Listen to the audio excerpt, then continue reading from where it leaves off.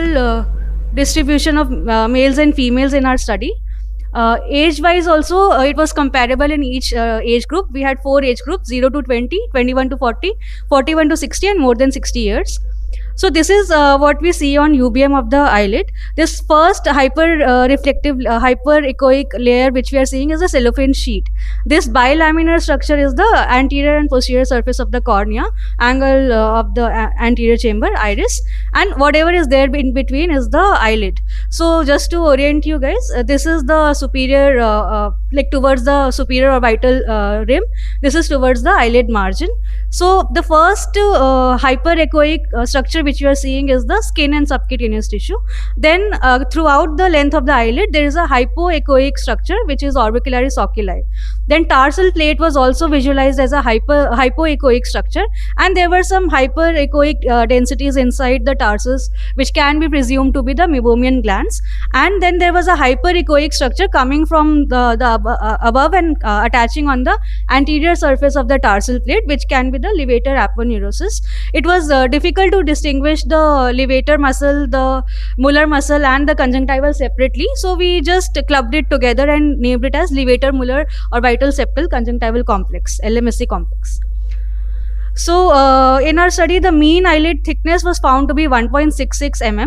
Tarsal thickness was 0.73 mm. This also correlates with the histopathological thickness which has been described in the literature as like 1.5 to 2 mm has been described for the eyelid thickness, and around 1 mm for the tarsal thickness.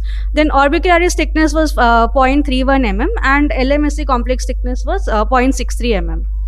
Now, on comparing the thickness between males and females, there was all the 4 parameters which were measured were slightly more in males as compared to the females, but this difference was not statistically significant. Then in comparing between different age groups, the eyelid thickness overall was found to be thicker in older age group as compared to the younger age group, and it was significant. And along with this, the orbicularis was also found to be thicker in the older age groups. So this increased thickness of orbicularis can be the thing which is contributing to the increased eyelid thickness in the older age groups, and it can be presumed to be due to fibrofatty infiltration, like degenerative changes in the eyelids in old age group. However, further histopath studies are required to confirm this.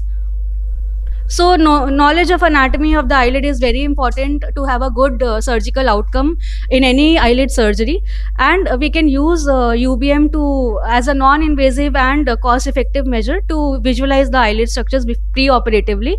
Previously also studies have been done to visualize the various eyelid lesions, and the size and the characteristic of the lesion of the UBM has correlated well with the histopath characteristic, but very few studies have described the normal eyelid anatomy. So hence this study was conducted.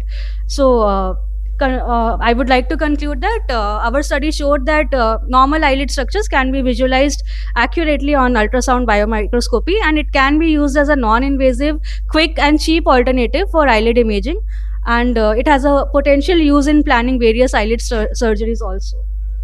Thank you. Thank you, Dr. Jasleen. It's a good study, but of course it doesn't qualify for the competition. Thank you.